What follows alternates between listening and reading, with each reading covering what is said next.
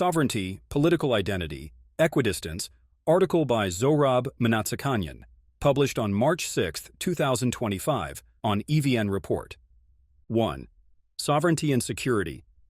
Much has been said in our public discourse about the complacency of both the Armenian public and the state regarding the security arrangements of the past 30 years, a view I mostly share.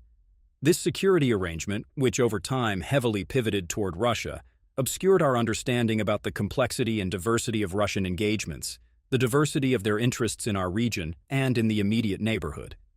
Consequently, Armenia held inflated expectations about the Russia-led security structures, specifically the Collective Security Treaty Organization, CSTO. Armenia's economic overdependence on Russia, by way of bilateral and regional institutional engagements, such as the Eurasian Economic Union, further consolidated the Russian pivot and consequently significantly narrowed Armenia's diversification capacities. While Russia was a full-fledged member of the global economy and a more cooperative and engaging participant in international relations in a different global order, these tilts obscured the risks of enhanced dependency. Developments since the 2010s have prompted gradual and now accelerated changes to the global order, diverging significantly from the one we once knew. In this transitory post-unipolar world, Armenia's adjustments have been inadequate. Among the multiple developments, the wars in Syria, Georgia, and Ukraine stand out as directly relevant to Armenia, with the ensuing changing patterns of global and regional power competition. Combined with the previous points, Armenia developed a sense of excessive self-confidence about itself and the sustainability of the status quo, which presumably would allow the country to survive in an environment of adversarial relations within its neighborhood. The capacities of resilience of Armenia's state institutions and society as a whole revealed significant flaws. There were many factors and drivers, including deficient public institutions, an inadequate and dependent justice system, unequal business and economic opportunities, corruption, a corroded education system, slow infrastructure development, and so on. The list is expandable, and it is neither useful nor fair to attribute these shortcomings to any single cause. It would also be an oversimplification and an unfair exaggeration to claim that the state and its public institutions have entirely failed. Over the past 30 years, Armenia's capacities have significantly evolved. It is certainly a country much different from what it was in 1991, at the inception of our independence. The fabric of the Armenian state and society is indeed complex, elaborate, multifaceted, and pluralist, and should be recognized and respected as such. With all their strengths and weaknesses, they represent a new starting point for us today. However, the capacities, political will, and leadership to address the deficiencies and problems within the state and society have long been obscured by what I call a sense of hubris. Consequently, the lessons served were harsh and painful. Out of this hubris, we have been slow to adjust to the changing realities and initiate bolder moves toward repositioning ourselves in regional affairs. This is particularly true in relation to the developments concerning the Nagorno-Karabakh conflict. While this is a matter for a separate and a more elaborate discussion, one that is underway and will continue for good reason, a few short points are relevant here. By delegating ownership of the resolution process entirely to Armenia, Nagorno-Karabakh, Artsakh, gradually lost a sense of reality and the limits of what was possible. This situation since 1998, which may have seemed a natural thing at the time, has also firmly transformed the essence of the problem from that of existential physical security for its people and the ensuing priority of its status to that of a territorial dispute between Armenia and Azerbaijan. In the eyes of the international community, it has been entrenched exactly in the context of the latter.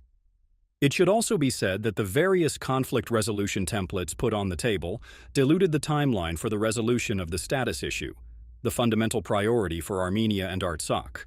This prolonged uncertainty created significant risks, allowing Azerbaijan to employ salami tactics, extracting incremental concessions from Armenia while steadily exacerbating its security environment without delivering on the key priority for us.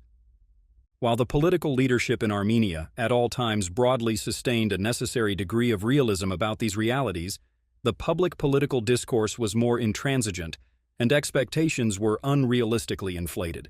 Extensive and bolder conversations about the realities and the scope of the possible were muted in favor of prioritizing domestic power stability and continuity, not rocking the boat, and overconfidence in the established security arrangement.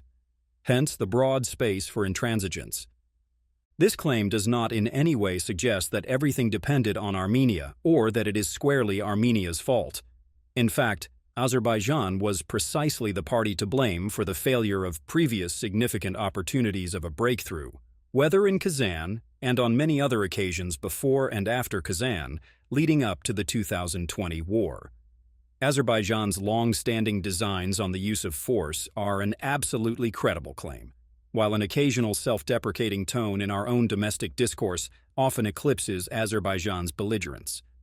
The wars in Georgia and Ukraine, first Crimea and now, have brought the international prioritization of the principle of territorial integrity closer to home.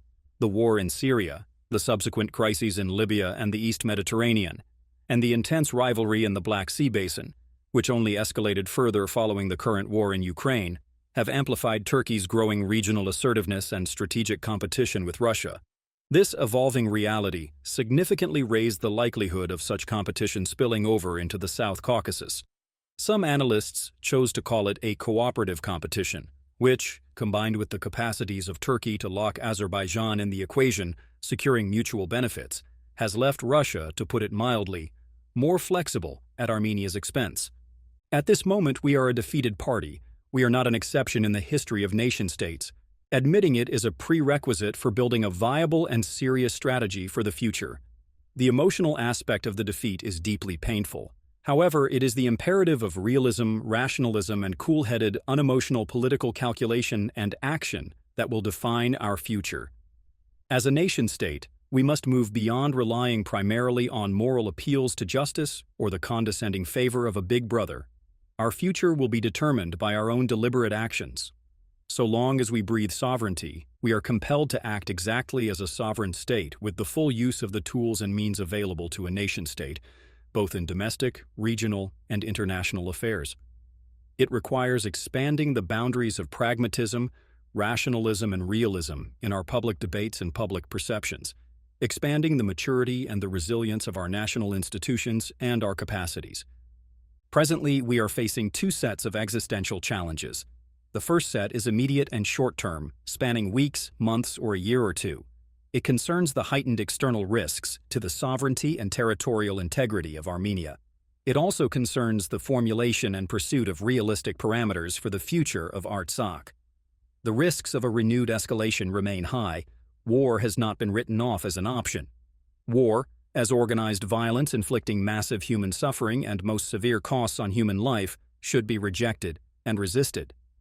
However, if thrust upon us, a war must be fought to reject and resist the imposition of the will of the enemy and to defend our nation and our freedom. While avoiding a war is imperative, the necessity of leadership, solidarity, and national consolidation, the rally around the flag, are vital. The second concerns the long-term endurance of Armenian sovereignty and political independence. For the long term, Armenia needs a pursuit of national objectives for the sustainability of its sovereignty with a vision for the next 20 to 25 years at a minimum, including the capacities of adaptation to the external environment. Such capacities are strongly rooted, first of all, in the order of priorities at home. I firmly believe in civil freedoms, democracy, the rule of law, and in state and public institutional resilience as ultimate requisites for the security and development of our nation. I do not see a contradiction between liberalism and patriotism, between democracy and the protection of the historical legacy of our national identity. Pursuing survival of a national identity by way of accepting dependency and external domination at the expense of freedoms reduces the whole notion of identity to a mere survival of an ethnic group, or rather, the hope of it. Our own long history and our proclivity for a long memory delivers many important lessons in this respect. Freedoms serve the sustainability of strong sovereignty. In the existing international system of states, sovereignty is the most adequate foundation for the protection and flourishing of a national identity. Consistent and resolute cultivation of a political identity, or the political part of the national identity, of the nation is a critical priority. The political identity of a genuinely free nation is rooted in the unshakable resolve to defend freedom at a collective national level against any foreign domination, direct or indirect, in any shape and form. It is rooted at the individual level, driving the pursuit and defense of a societal framework hinged on individual freedoms, justice, equal opportunity, and personal endeavor.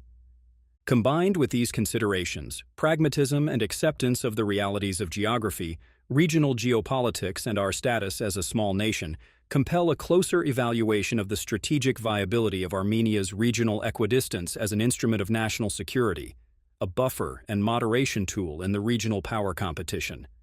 The pursuit of equidistance from regional powers should not be confused with neutrality, but should embrace and address the significant challenge of complex and varied relations among the three regional powers, the three intra-regional states of the South Caucasus, and between all of them together. The next rippling circles of foreign policy engagements need to hinge on the two central themes of Armenia's national priorities. The first concerns consolidation and strengthening of Armenia's democratic political identity as the foundation for sustainable sovereignty and national development. This determines Armenia's foreign policy agenda with the like-minded nations. While geographically on the northern fringes of West Asia, geopolitically Armenia's location remains firmly European.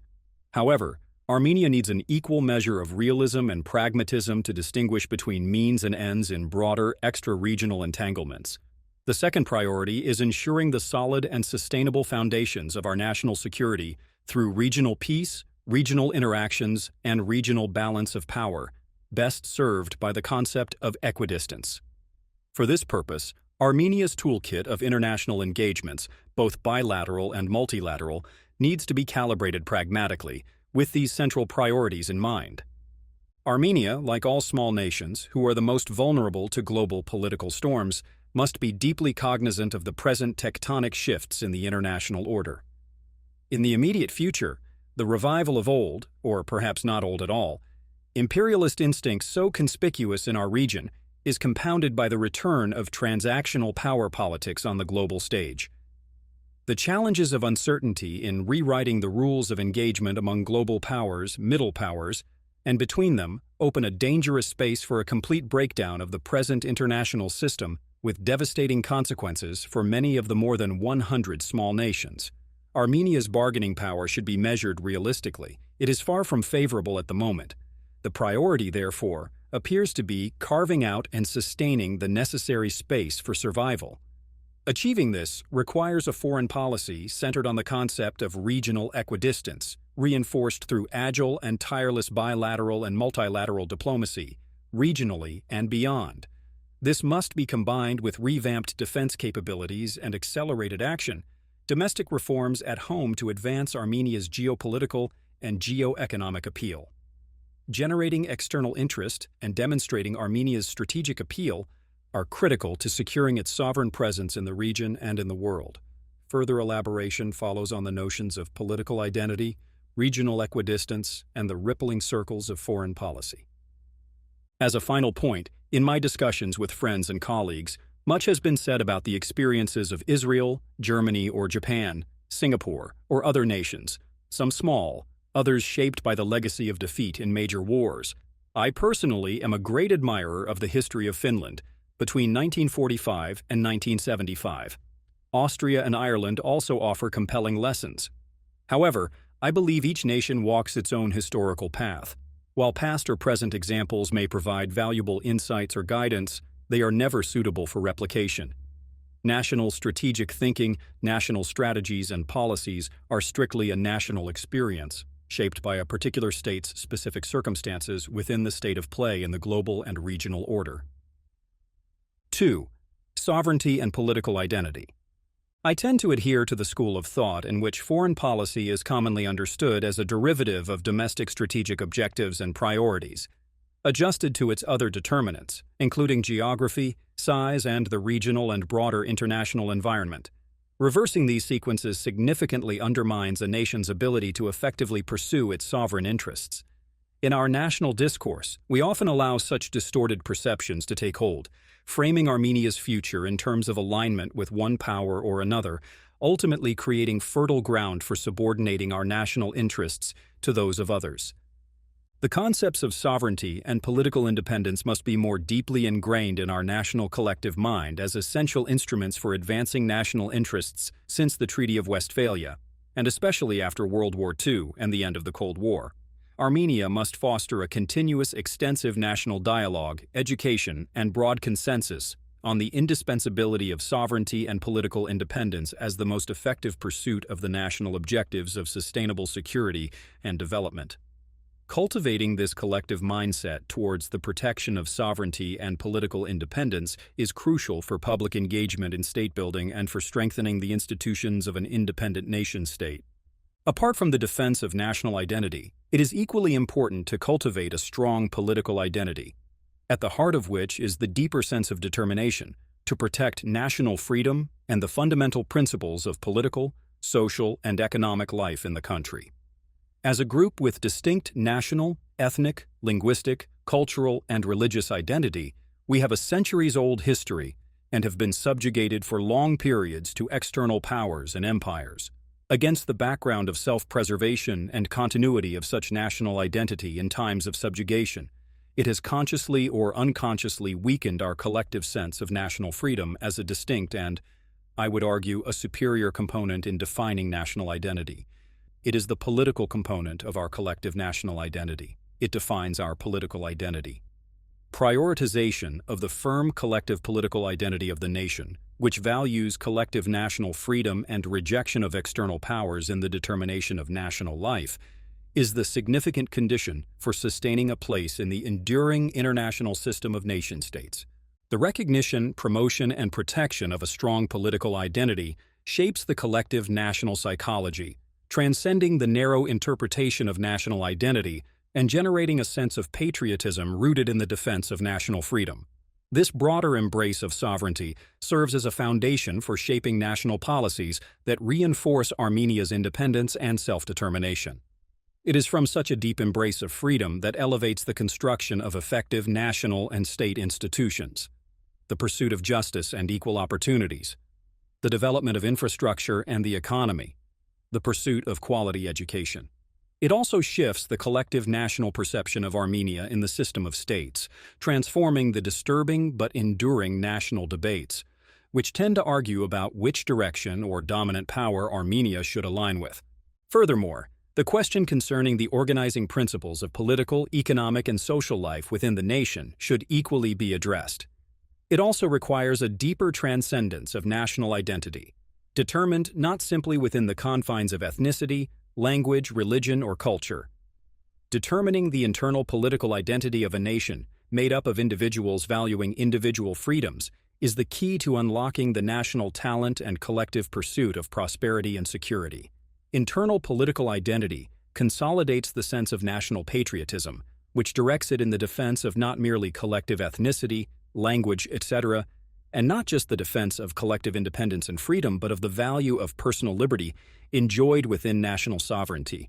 If there is a shared view and consensus about the primacy of personal freedoms and civil liberties within these organizing principles, then concepts such as democracy, the rule of law, human rights, and a market economy are elevated from trivial words, no longer used to appease or provoke external actors, and become deeper and true national values worthy of protection. The protection of identity within sovereignty and political independence, therefore, combines both the national and political components of identity. And such national domestic determinants lay the foundations for the formulation and pursuit of a transformative and strategic foreign policy. These parameters may identify Armenia's place and affiliation with countries with similar values, namely the democratic free world. It shapes the respective foreign policy context and content of relations with partners in Europe, the United States, and other like-minded nations. In practical foreign policy terms, it implies the use of dialogue, cooperation, and engagement for the purposes of strengthening national capacities to protect and defend sovereignty within the adopted political identity of the nation. I often argued before, for example, that Armenia's association agreement with the European Union, botched by Armenia's leadership in 2013, had less to do with the EU, but everything to do with Armenia, given the powerful transformative nature of normative and regulatory approximation with the EU, aimed at elevating Armenia's national capacities to higher standards in practically every walk of life. However, we have been trapped into the confrontational geopolitical side of the argument. It would certainly be naive to assume that Armenia's value-based relations with the like-minded world would be one-dimensional and philanthropic on the part of the latter. Their geopolitical interests, including in our region, cannot be expected to be rooted strictly in values. It remains Armenia's challenge and the most taxing trial to establish and entrench its role as a valuable and indispensable regional and international actor. The leadership in establishing such a role, combined with agile and flexible foreign policy, is strictly Armenia's act. Therefore, one should certainly be cautioned against interpreting our foreign policy priorities in a narrow and dangerously limited sense of confrontational geopolitics. For one thing, we must have learned from own experience is that geography is destiny, and choices within the narrow confines of geopolitics are a shortcut to rendering ourselves small change in big transactions. A different level of pragmatism, deeply cognizant of geographic and geopolitical realities, is required. These are the considerations that prompt the idea of rippling circles of foreign policy, starting with the focus on the region and opening up to the concept of equidistance from the regional powers. Third, regional equidistance and a balancing act. Realistically, value-based relations with like-minded nations and regions would not be sufficient to address Armenia's strategic security challenges. Geography is destiny, and we live in the reality of the region we belong to. In our region, reality is shaped in a way that comprises three regional powers: Russia, Turkey, and Iran, each with a strong regional presence and interests and everlasting rivalry for influence. The three countries of the South Caucasus, namely Armenia, Georgia, and Azerbaijan, have never in the past 34 years shared identity the way the Benelux, the Nordic, or the Baltic states have. Each country was, in its own way, contributing to the ongoing rivalry of the regional powers. For example, Armenia's excessive dependence on Russia and absence of relations with Turkey were, in effect, a contributing factor to such rivalries, for which Armenia eventually paid a very high price. The best Armenia can do is to consider a strategic positioning of equidistance with all the three regional powers. Such equidistance would aim at discouraging aggressive policies toward Armenia, as well as elevating the interest towards the presence of Armenia in the region as a country with a stable and predictable political, legal, and economic framework and environment, a balanced shock absorber of regional interests and rivalries. The notion of political identity, as argued above, is the only viable framework to unlock the full potential of expanding national capacities for development and enhancing its strategic predictability. The strategic positioning of regional equidistance from regional powers would in its turn serve to protect such identity while increasing Armenia's political and economic appeal. By maintaining a balanced stance, Armenia can attract greater interest from regional powers, ensuring its role as a balancer and a strategically valuable small regional nation with capacities to absorb their interests. Put simply, aim at national capacities and regional policies positioning Armenia in such a way that makes regional powers disinterested in attacking it, but rather more interested in sustaining it as it is. One should be very careful not to confuse policies of regional equidistance with those of neutrality in a narrower sense. The former requires an active foreign policy and engagement in reformatting Armenia's existing regional relations. In pursuit of regional equidistance, Armenia is compelled to consistently elevate its national capacities, entrench effective and democratic state and national institutions. It must put into place reliable and favorable legal frameworks, trade, economic and taxation regimes, an independent court system, enhance its infrastructure, support and promote its growing technology and banking sectors, bolster its educational system to become a hub for regional innovation, attracting investments from both East and West, and elevating its role in regional and global value and supply chains. Not least of all, its identity in the entirety, as discussed above, should make Armenia an attractive destination for regional tourism, capitalizing on our vast culture, heritage, and civilizational imprint. Simply put, why attack Armenia when it is prudent does not contribute to disturbing the regional balance of power, and is sensibly equidistant and attractive to interact with politically, economically, or culturally. There are two fundamental challenges for the pursuit of the concept of equidistance. First, the institutionalized diversity of Armenia's dependency on Russia has been structural, covering a broad range of political, security, economic, energy, social, and cultural aspects of the bilateral interactions. For a long time, Armenia has been a willing replicator of certain strands of Russia's political culture, especially in light of the latter's aversion to liberal democratic tendencies in the post-Soviet space. The channels of Russia's influence on Armenia, both in domestic and foreign policy, have been strong. The unabating imperial instincts of Russia in the post-Soviet space have been manifest in relations with Armenia as well. The attribution to Russia of the role of protector of the Armenians, against the background of an enduring conflict with Azerbaijan and a fear of Turkey's belligerence, clouded our perception of Russia's broader and vital interests in the region. Russia instrumentalized the role of a protector for the pursuit of its global and regional strategic objectives. These objectives are uninterrupted and aim at reducing and neutralizing big power competition in the region in order to sustain its perceived sphere of influence. They are both geostrategic and geoeconomic. It is exactly in light of these broader strategic objectives of Russia that make its relations with Armenia subordinate to the priorities of its global and regional power competition. Hence, the broad space for fluctuations and, whenever necessary, foregoing the vital security concerns of the junior partner, Armenia. To our detriment, these realities and the lessons of past history have been ignored. The blanket overdependence on Russia has unwittingly made Armenia a contributor to the regional power competition. Combined with the absence of relations with Turkey, it effectively rendered Armenia as an extension cord of Russia's resources in the regional rivalry. It effectively reduced Armenia's maneuvering space and blunted its capacity for a balancing act to absorb such rivalry and mitigate the existential risks to its security.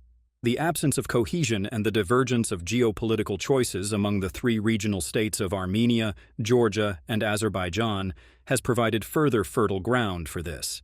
Eventually, it worked against Armenia in a most damaging way.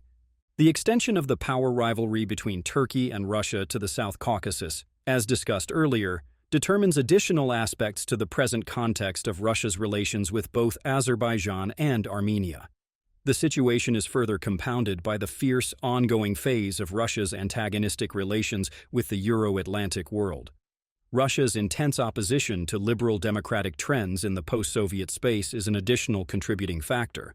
The primary objective of sustaining a presence in the South Caucasus against the background of Russia's stretched capacities elsewhere prompts its significantly higher degree of flexibility with Turkey and Azerbaijan, and overall strategic patience towards them.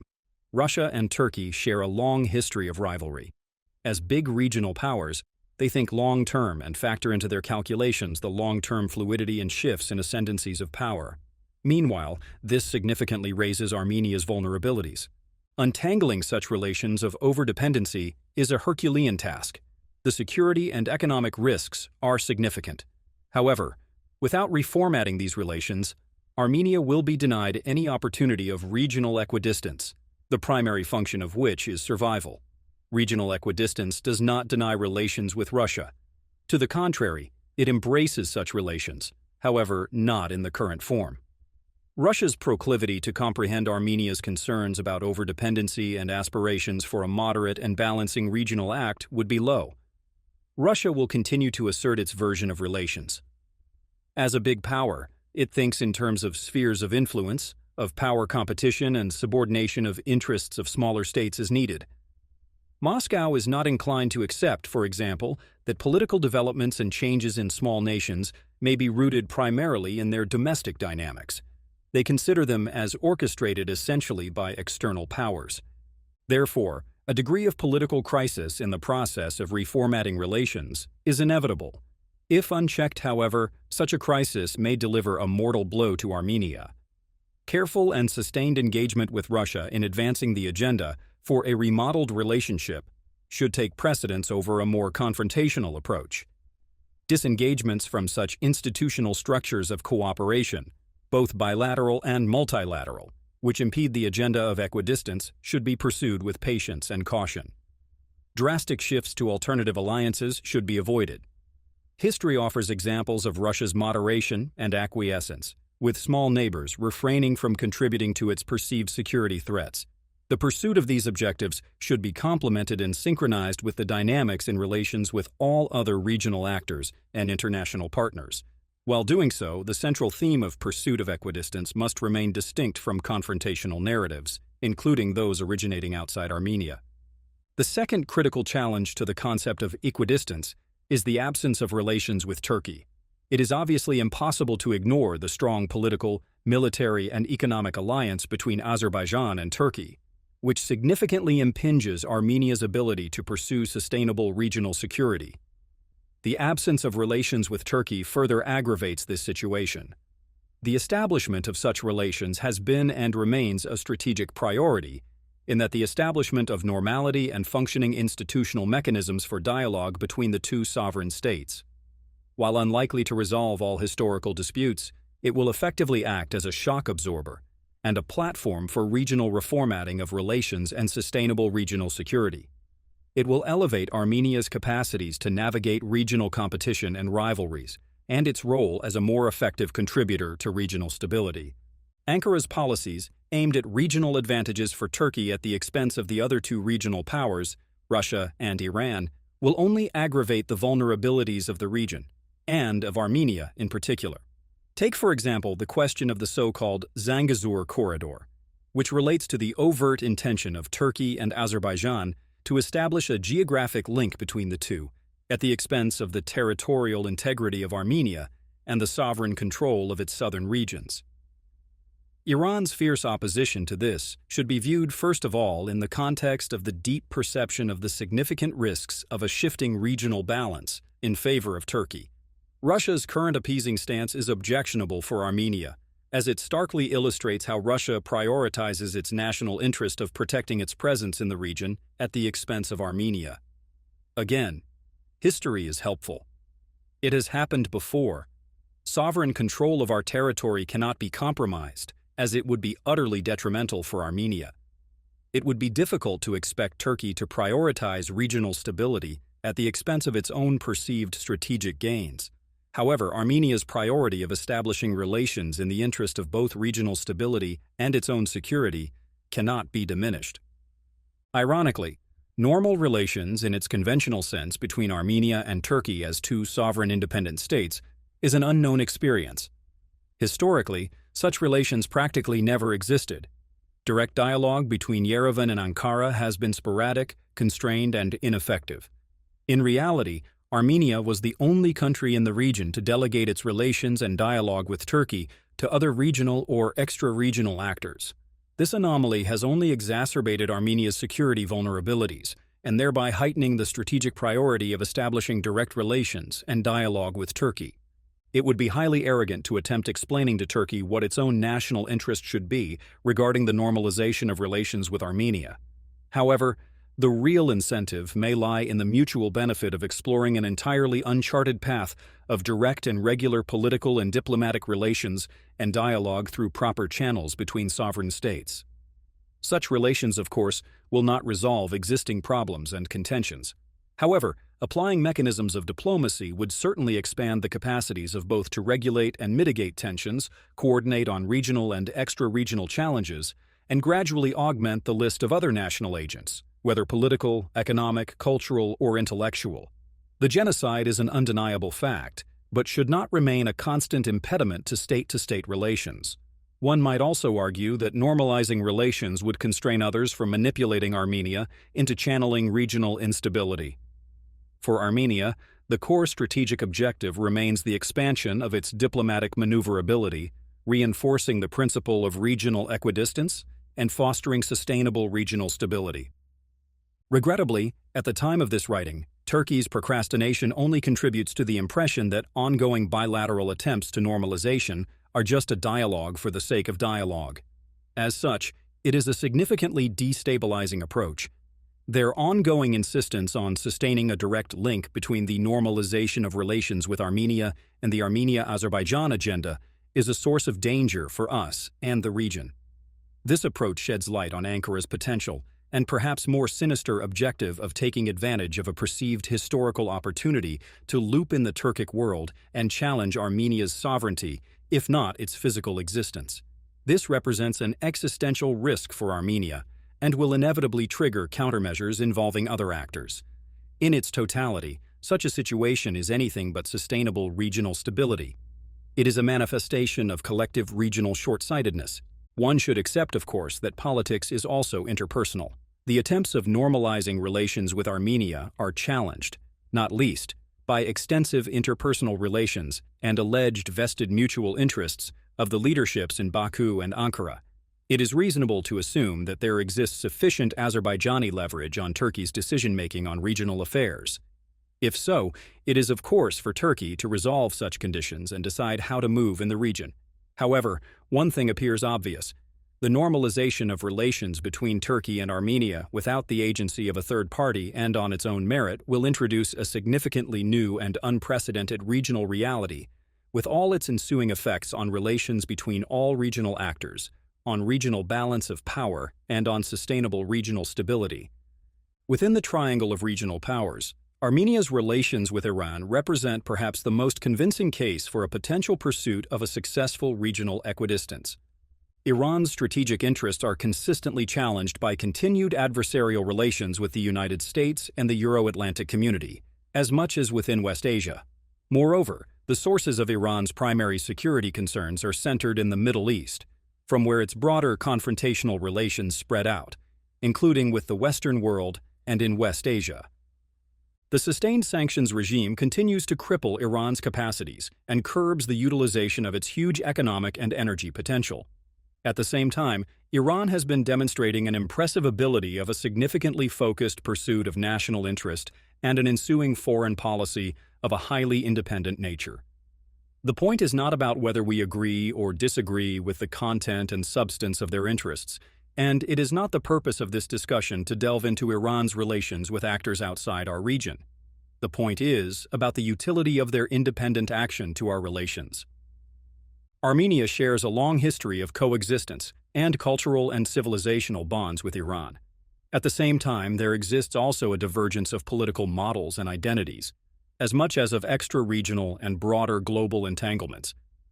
It is in Armenia's obvious and undisputed interest to see Iran fully integrated in global affairs and the global economy, to see the sanctions regime lifted and its energy, economy, and transport potentials brought to effect. However, it is not the case and has not been for over 33 years since Armenia and Iran established relations. What became possible over the 3 decades of relations, and both Armenia and Iran can claim equal credit for this, is the highly coordinated, careful, and nuanced pursuit of mutual interests and management of bilateral relations through the sequestering of these relations to the extent possible from the broader confrontational environment outside the bilateral context. It required a significant degree of flexibility, as well as sensitivity and respect for the different nature of challenges each country has been facing. It is exactly in this context that Armenia's relations with Iran illustrate and explain the case for a successful pursuit of regional equidistance. As far as the other 2 countries of the region are concerned, namely Georgia and Azerbaijan, Armenia's strategic vision can only be intertwined with the broader vision of regional equidistance vis-a-vis regional powers. It is also interlinked with Armenia's relations with strategic partners beyond the region, namely the US, but to a greater extent Europe on the one hand, and the world to the east and southeast of the region on the other. Within this context, cross-regional trade, transport, and energy projects, policies, and initiatives, so vital in our regional context, are prioritizing the importance of Armenia's engagement and diversification in regional and global processes. The transport and energy corridors connecting China as much as India, East and Southeast Asia with Europe is a case in point. The positive side of the geographic location of Armenia and of the South Caucasus in general lies exactly in its strategic position as one of the pathways in global value and supply chains. Strategic interdependence with Georgia has been and remains the pivotal principle of relations with Georgia. Given history, realities, and political choices to survive in the region, Armenia and Georgia depend on each other. At times, we may have opposite friends and enemies, but this strategic interdependence is inevitable. If one goes down, the other follows. The present vulnerabilities, both global and regional, may in fact further blur the perception of such strategic interdependence in the respective capitals of Georgia and Armenia. Hopefully, vision and wisdom will prevail in both capitals. The present fluctuations in Georgia's strategic positioning should prompt concern in Armenia. There is an obvious need for enhanced dialogue and coordination to mitigate the risks of deeper segregation of the two nations in the regional and global power rivalry. At the strategic level, the objectives are twofold. First, the compatibility of challenges for both nations, including size, political models, economic structures, and other components, prompts a serious consideration of building a stronger sense of compatibility of their identities. The practical function of such an ideological objective is to lay the groundwork in the longer term for a more integrated, coherent, and cohesive region of the South Caucasus. For this, political leadership, enhanced public engagements, and dialogue aimed at a gradual buildup of compatible narratives in favor of a regional cohesion are of great significance.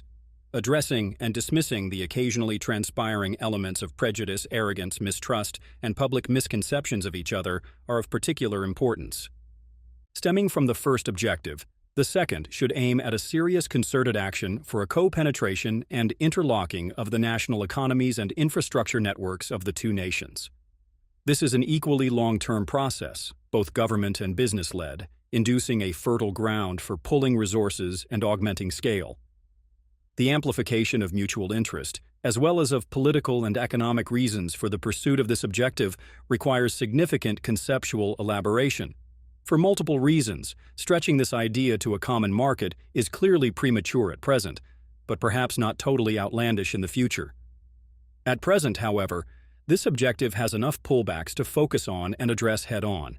Those include ferocious opposition from the regional adversaries of both nations, a lack of sufficient compatibility of business, tax, and trade regimes, as well as a weak culture of cooperation.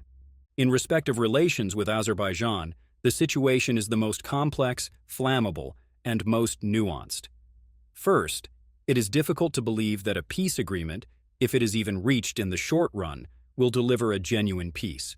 Armenia has been and remains a useful enemy for the regime in Baku. Its ultimate priority of securing a sustainable and stable dynasty will not change so long as the ruling family is in power. While a peace agreement may introduce a modest degree of mitigation against escalation, the depth of animosity cultivated against Armenians will not dissipate with a formal paper. It would take at least a generation to change attitudes. Second, in calculating relations with Baku, one should not be fooled, but realize that the giddy heads in Baku after the war in 2020 will continue to strive to place maximum pressure on Armenia to gain maximum benefits at our expense. In the conditions of a shifting global order, such risks are heightened. Realistically, for now, Armenia should aim at alternatives to genuine peace short of war. It may be a combination of policies. On the one hand, such policies should be firmly aligned and intertwined with Armenia's broader regional and global engagements, with the consistent mitigation of the risks of war as its focus. While doing so, Armenia is also compelled to secure adequate defense capacities and a strength of will to defend itself. Without such capacity and will, efforts to deter the adversary and prevent a war will remain flawed. The pursuit of confidence-building measures across the border to avoid military clashes need to remain on the table. However, the expectations for achieving tangible measures should be moderate. On the other hand, policies should be adjusted to carefully calibrated bilateral engagements, especially in the field of physical infrastructure and communications, as well as for the management of cross-border resources and trade. All of these would aim at a gradual generation of mutual, tangible interests. This second set of policy objectives should not aim high for the moment, as the conditions for a more ambitious visualization of mutual interests are anything but favorable. As far as relations with Azerbaijan are concerned, the current reality precludes a viable prospect of long-term planning. The reality remains combustible and is entangled in the immediate condition of flux and unpredictability. Detection and implementation of short-term measures aimed at opening up space for the next set of steps towards sustainable peace appear the only available practical policy choice. Perhaps the opening of transport communications might become a contributing factor to a slow generation of bilateral and a broader regional interest. It may not necessitate intense human contacts for the moment. In the present conditions of an enduring animosity, such contacts may turn out to be ineffective, if not outright dangerous. However, Mutual interest in securing connectivity between the various geographical parts of each may prove useful for the broader context of mitigating a war and sowing seeds of peaceful coexistence, at least to start with. However, compromising sovereignty in this endeavor is tantamount to accepting annexation. This is a foremost red line. The management of cross-border common resources and trade appears a feasible function, appealing to the immediate daily needs of populations in bordering areas, provided there are populations there, of course. I am not quite persuaded that Azerbaijan shows interest in this. However, in principle, people on the ground are best placed to generate habits of coexistence and cooperation out of necessity and self-interest. As such, they may generate trickle-down effects, provided, of course, there is no official obstruction to promoting cross-border contacts. As such, this policy line appears worthy of exploration. The painful problem of the loss of Artsakh will haunt relations and all sorts of communication. This reality cannot be ignored. The formulation and pursuit of realistic parameters to address the future of Artsakh is an acutely complex and an unbearably emotional challenge. It requires a separate, in-depth consideration. Meanwhile, the priority of the deoccupation of Armenia and full restoration of its territorial integrity is immediate. The effectiveness of linking this priority squarely on the border delineation and demarcation process is not convincing. This priority is a standalone issue to be dealt with on its own merit.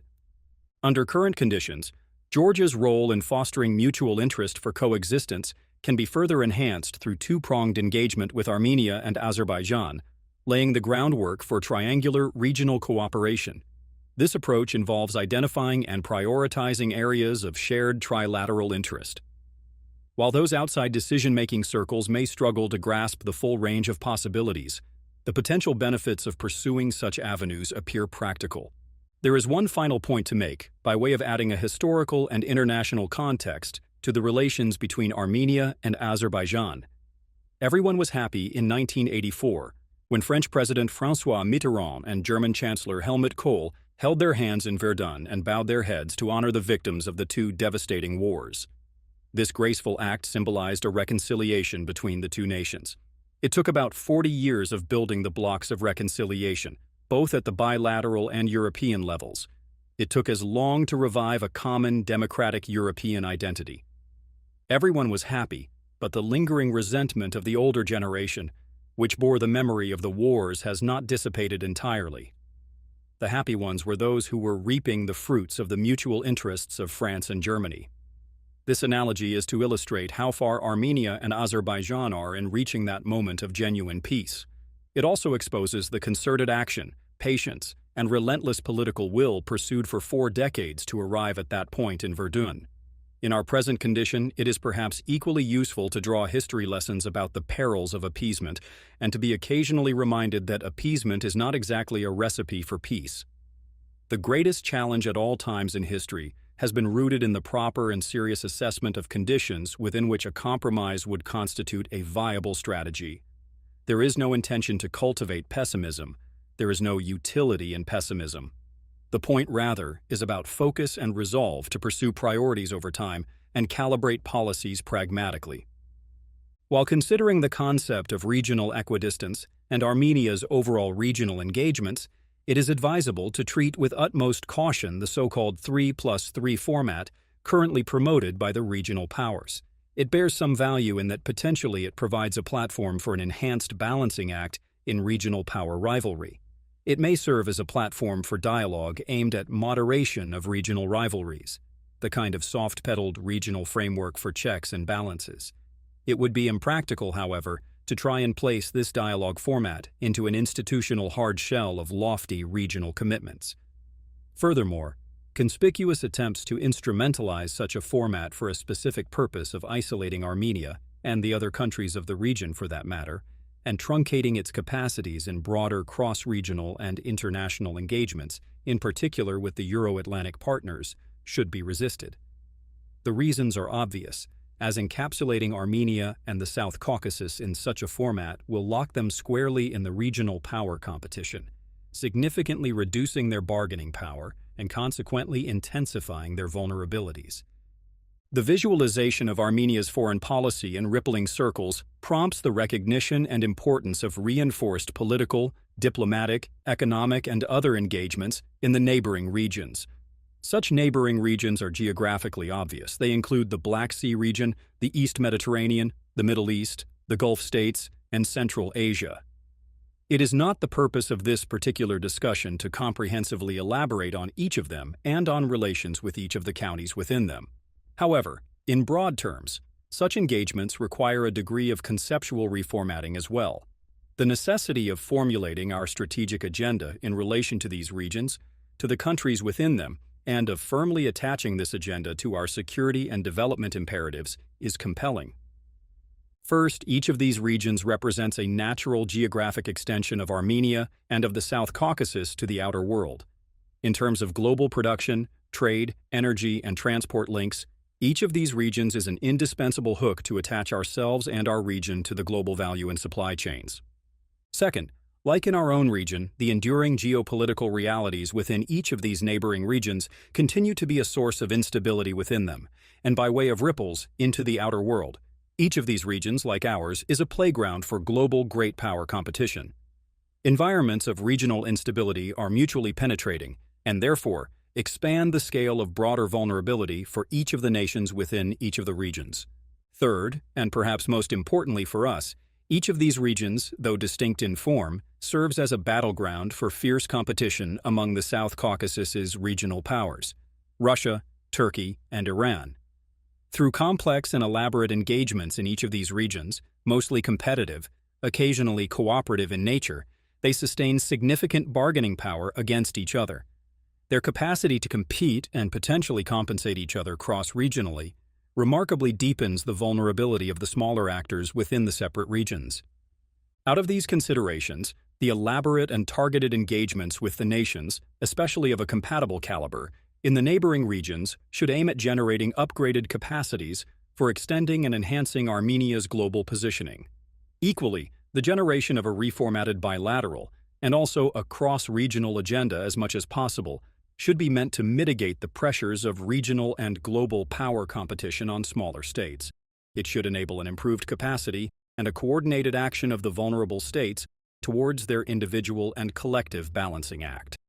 For example, the initiation and utilization of various interweaving cross-regional minilateral platforms of cooperation and dialogue might prove a pragmatic method of mitigating great power rivalries.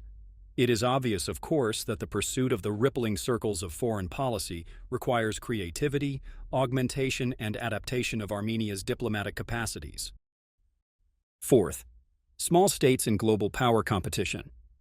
Politics and foreign policy in particular are determined by the invisible hand of conjecture, of the unknown, as much as by fluidity. The current conditions of global great power competition are particularly telling. This transitory post-unipolar global order has already generated an environment of global fragmentation and fracture. The ongoing political, expert, and academic debates about the nature of an emerging new world order are overwhelming.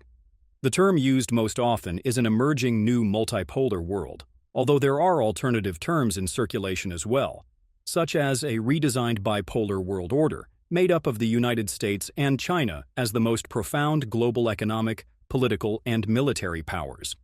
Others argue that while American global dominance remains fundamentally unmatched, the mounting challenges to its power have led to the emergence of a modified unipolar world. Historians continue to enrich these debates with numerous examples of past global order transformations. The most striking lesson from history is that lasting world orders often emerge and solidify in the aftermath of catastrophic conflicts, such as the 30 Years' War, the Napoleonic Wars, or the two world wars of the 20th century. These discussions and historical precedents serve as stark reminders of the enduring realities of great power institutions, balance of power struggles, war, international law, and diplomacy within the state system. Our focus, of course, lies in the lessons for a small state caught in the crosshairs of great power rivalry. The reality of great powers wielding superior force, a larger share of global influence, and a greater capacity to shape both global goods and threats is enduring and immutable. Their rivalries remain fierce and unrelenting. Unsurprisingly, ongoing debates frequently resurrect the concept of the Thucydides trap, a structural strain on the world order caused by a rising power challenging an established one, where violent confrontation becomes the rule rather than the exception. This dynamic casts a chilling shadow over the world, but for smaller states, the existential threat it poses grows exponentially. The current fluidity of the world order reflects the convergence of several tectonic shifts in international relations. Chief among them is the evolving role of the United Nations Security Council, which, despite being the primary institution of collective security since 1865 World War II, continues to function on a framework that delegates a significant share of global security responsibilities to its 5 permanent members. However, the fault lines in delivering such collective security have significantly widened as a result of a manifest mismatch between the realities of the post-1945 world and the present times. A meaningful reform of the Security Council remains an illusion. If the reform may only occur as a result of another global catastrophic conflagration, it only enriches the narrative of the pessimists. Meanwhile, the existing normative values and standards devised to sustain peace and collective security are violated more systematically than ever. The crisis of the existing institutional designs for collective security prompts a considerable fragmentation and compartmentalization of security setups, thereby consistently pushing the existing international system to a breaking point. Second, the 21st century is a witness to a profound and continuous proliferation and diversification of global power centers, including by way of a speedy reformatting of the Global South. Third, the significant increase of global transnational threats and challenges continues to endanger the whole of the world against the background of a demonstrable lack of capacity or will to a more meaningful, concerted global action. Fourth, the unprecedented levels of globalization, migration, technological progress, interdependence, and interconnectedness which, having reached its peaks, have been triggering a powerful counteraction and pullback, reviving sentiments of nationalism and entrenchment, protectionism, and revision of the limits of free trade and free movement. This evidently non-conclusive list of global threats and challenges is exactly the source of increased levels of conjecture, fluidity, fragmentation, and fracture. The great power institution is under profound stress, the releasing energy of which is experienced most painfully on the edges of tectonic shifts, that is, by the smaller states. The poles, or centers of gravity in a multipolar, bipolar, or a partially unipolar world, whichever description suits individual tastes, imply at all times colliding circles of influence and fault lines, made up of the periphery comprising mostly small, often vulnerable states, but also medium-sized ones. The historical examples of vulnerable states caught between colliding and interweaving circles of power, what the powers love to call spheres of influence, are abundant. The most fundamental and indeed existential challenge facing smaller nations on the periphery of global power struggles is the risk of being reduced to a bargaining chip, mere collateral in high-stakes geopolitical transactions. This threat is as present today as it has been throughout history. Consider, for example, the evolving narratives on potential resolutions to the war in Ukraine, or the draft Russia-US and Russia-NATO treaties proposed by Moscow in December 2021. Armenia, in particular, has a long history of being treated as expendable in the calculations of larger powers. The trouble for the peripheral world is as much in the definition of global stability, imposed by the central powers, the great powers, as an absence of major military confrontations between them. Such a definition is exactly the source of turning the periphery into a bargaining chip. But what difference does it make to the periphery if they perish as a result of global confrontations, wars, a nuclear apocalypse, and together with all others, or separately as a result of big transactions? They still perish. Such risks and threats amplify the requirements, instincts, mindsets, and skills of the peripheral world, of the small, but also of medium-sized nations, for persistently maneuvering into survival and resilience. The present political vocabulary of the analysts is pointedly invoking terminology such as fence-sitting, hedging, and balancing. Again, this is not a new phenomenon. The history and experience of Armenia is more than tragic in this sense.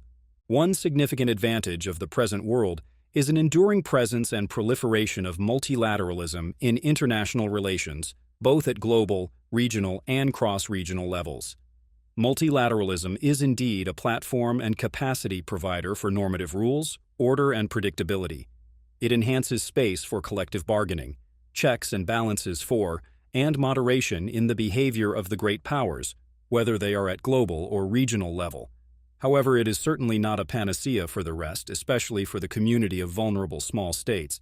Nevertheless, the community of small and medium-sized nations depend on the rationalist Grotian doctrine of separation of power from security and seeking mechanisms and platforms to absorb, mitigate, moderate, and minimize the devastating effects of great powers' conflict of interests and propensity to see the world in terms of spheres of influence. This is undeniably a common interest for the world of small nations. It is in the manifesto of the small nations to fear and be skeptical of great powers, to doubt the great powers' claim of responsible action. Such collective skepticism is the source of their collective interest to pursue checks and balances on great powers through all available means of global, regional, and cross-regional multilateralism, and through the acquired liberation, emancipation, and enfranchisement of small states within the doctrine of equality of states in the international society. Small nations are the primary proponents of the institutions of international law and diplomacy in the system of states, of the international order grounded in predictability, rules, and balance of interests, as they have no other defense against great powers. They are the true international confederalists. Multilateralism has evolved into a multitude of intertwining and overlapping complex cobwebs of platforms, different in mandate, focus, agenda, scope of participation, etc. This is a challenge in itself to hold the sovereign ship of a small state steady in a troubled ocean of multilateralism. It requires a consistent clarity of national priorities in formulating survival and resilience strategies, to which multilateralism contributes is served. It shouldn't occur the other way round, when national interests are subordinated to the flows of international and extraterritorially defined agenda. This complex cobwebs are only proliferating, including the established institutionalized global and regional organizations with the UN at its helm, institutionalized alliances such as NATO, but also a myriad of partnerships, networks, clubs, minilateralist frameworks, also at global, regional, and cross-regional levels. From the viewpoint of small states, in principle they are useful and have a good utilitarian value, also as platforms for balancing and moderating on of rivalries. However, the historical examples of the perils of great power competition and breakdown in the capacities of small states to perform a balancing act should consistently remind us of the magnitude of ensuing catastrophes. The most critical point concerning the place of smaller states in global politics is about clarity in recognition of power, and their capacity to pragmatically interpret and adapt power in their own context. Power, determined by size, population, economic, and military strength, a priori determine the vulnerabilities of smaller states. The interpretation and adaptation of power to strategic objectives for a small state should be expected to lead to a strategic vision for constructing and developing capacities for shock absorption and moderation of great power competition, globally or regionally. It should enable the capacity for generating its own role in balancing power competition, a shared interest among stronger powers in the existence and equidistance of the smaller state, and signifying a distinct role for the latter in becoming valuable to big competitors. In other words, it should be able to induce and develop a combined disinterest of the bigger players in the destruction of the smaller player out of their individual interests. Pursuit of such a strategic vision should be expected to lead to defining, as well as practically and pragmatically constructing the power of the smaller state. Such power is built by putting in place stable, sustainable, and reliable national institutions, focused, among other things, on the comparative advantages of the smaller state in the region or globally. How could that apply to Armenia? The present discussion was exactly an effort to contribute to an ongoing national debate about the fundamental principles of nation-state building, about navigating Armenia in the complex world as a nation-state and as a member of the Society of States. It was an effort to offer boundaries of a national consensus about the fundamentals, while respecting the divergence of methods to pursue national goals. In conclusion, Armenia's biggest challenge is to address and change the mindset of dependency on one country, bloc of countries, or regions for security. This is not exactly the mindset of a sovereign state, even though a small one. The dominance of views in the political vocabulary of the nation, which define Armenia's foreign policy priorities as going in the direction of Russia or Europe or whichever other way, are signs of immaturity. I previously argued that such mindsets are fitting for liberation movements of nations, which are not states, and who pin hopes exclusively on the benevolence of a big brother. Nation-states cannot think in these terms. These are mindsets of dependency. As a nation-state, Armenia will stay exactly where it is and has been, and will stay in the future. To survive as a nation-state, Armenia, a small nation, cannot build its policies on adversarialism, antagonism, conflict, or stirring rivalries. As a nation, we have many difficult historical injustices to cope with. They will continue to haunt us, and in fact, we are not an exception in this regard. However, as a nation-state, if we are to survive as one, we need a truly rational, realist, and pragmatic approach, at the heart of which is the consistent development of national capacities to sustain a nation-state. Self-reliance, capacity to defend our state, our national and political identities, pragmatic engagements at the regional level, based on the principle of equidistance, as much as the use of value-based relations with like-minded nations to enhance our national capacities and to mitigate security risks to our nation. In short, it is not about Armenia going somewhere, but staying where it is, and utilizing in a mature and pragmatic way the available instruments of sovereignty and political independence in order to address strategic security risks and development challenges, and to enhance the national capacities of a viable and functional nation-state. None of this is possible without internal cohesion and stability. For Armenia to succeed as a small state in a complex region, it must address its domestic challenges and political polarization through reasoned debate and discussion commensurate with a stable, sober, and rational democratic society. No geopolitical reality is permanent. Small states must adapt to survive. But they must also recognize that change creates opportunities for those who are prepared to seize them. As we look to our future, we should continue to draw inspiration from our history as a resilient and resourceful nation. Armenia can chart a path that ensures its survival and prosperity in a turbulent world.